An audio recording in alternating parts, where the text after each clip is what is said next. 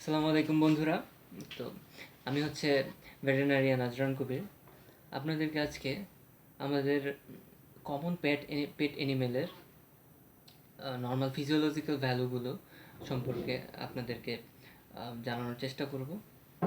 তো আমরা সচরাচর যে ভুলগুলো করে থাকি সেগুলো হচ্ছে যে আমরা পেট অ্যানিমেলগুলোর ফিজিওলজিক্যাল ভ্যালুগুলো না জানার কারণে আমরা মনে করি যে আমাদের পেট অ্যানিমেলগুলো হয়তো বা ডিস্ট্রেসড আছে অথবা ডিজিজড কন্ডিশনে আছে।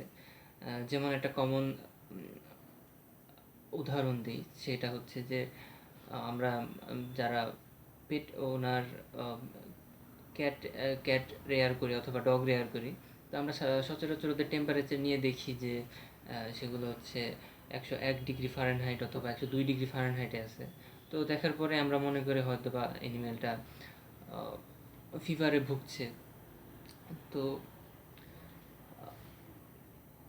আমরা মনে করি এবং আমরা হচ্ছে সেই অনুযায়ী ট্রিটমেন্ট দেওয়ার চেষ্টা করি, তবে আমরা এটা ভুলে যাই যে তাদের নর্মাল ফিজিওলজি টেম্পারেচারটাই হচ্ছে যে 101 ডিগ্রি অথবা 102 ডিগ্রি।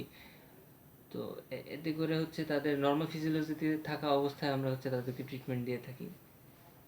তো এই জন্য আমাদের হচ্ছে নর্মাল ফিজিওলজিক্যাল ভ্যালুগুলো জানা উচিত, এবং তার থেকে যদি বেশি হয় বা কম হয় তখন আমাদের ডিসিশন নেওয়া উচিত যে আমরা ট্রিটমেন্ট দিব কি দিব না, অথবা হচ্ছে আমরা ভেটেরিনারিয়ানের কাছে নিয়ে যাব কি যাব না। তো প্রথমে আমি বলতে চাই যে ডগের ফিজিওলজিক্যাল ভ্যালুগুলো। তো ডগের নর্মাল টেম্পারেচার হচ্ছে 102 ডিগ্রি ফারেনহাইট। এটি প্লাস মাইনাস 1-2 ডিগ্রি, মানে +-2 ডিগ্রি হতে পারে। তারপর হচ্ছে তার রেসপিরেশন রেট হচ্ছে 15 থেকে 25, অর্থাৎ সে হচ্ছে মিনিটে 15 থেকে 25 বার নিঃশ্বাস নেবে। তারপর হচ্ছে তার হার্ট রেট হচ্ছে 70 থেকে 120 বিটস পার মিনিট, অর্থাৎ তার হার্টবিট হচ্ছে 70 থেকে 120।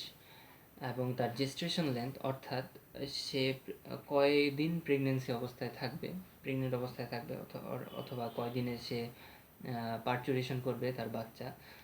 তো সেটা হচ্ছে 58 থেকে 65 দিনের মাঝখানে হচ্ছে তার পার্চুরেশন ডেটটা আসবে আর কি। এরপর হচ্ছে আমরা ক্যাট নিয়ে বলবো। তো ক্যাটের নর্মাল টেম্পারেচার হচ্ছে 101 ডিগ্রি ফারেনহাইট, এবং তার রেসপিরেশন রেট হচ্ছে 18 থেকে 22, এবং তার হার্ট রেট হচ্ছে 120 থেকে 170 বিটস পার মিনিট, এবং জেস্টেশন লেন্থ হচ্ছে 58 থেকে 67।